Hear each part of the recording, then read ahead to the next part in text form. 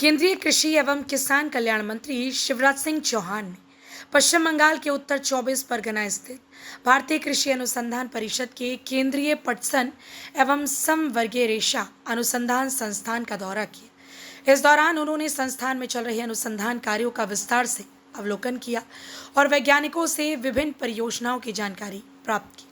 दौरे के दौरान मंत्री ने आधुनिक तकनीकों, उन्नत बीजों के विकास, उत्पादन बढ़ाने के उपायों तथा किसानों की आय में वृद्धि से जुड़े प्रयासों की समीक्षा की। उन्होंने कहा कि पटसन केवल एक फसल नहीं, बल्कि लाखों किसानों की आजीविका का महत्वपूर्ण आधार है।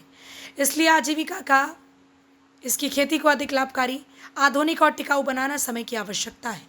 शिवराज सिंह चौहान ने वैज्ञानिकों से आग्रह किया कि उनके शोध का लाभ सीधे खेतों तक पहुंचे, ताकि किसान नई तकनीकों को अपनाकर कम लागत में अधिक उत्पादन प्राप्त कर सकें।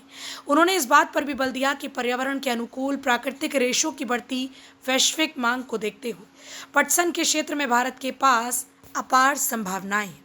उन्होंने अनुसंधान संस्थान में विकसित नई तकनीकों और नवाचारों की सराहना करते हुए कहा कि यदि वैज्ञानिक अनुसंधान और किसानों का अनुभव एक साथ आगे बढ़े तो देश का पटसन क्षेत्र नई ऊंचाइयों तक पहुंच सकता है।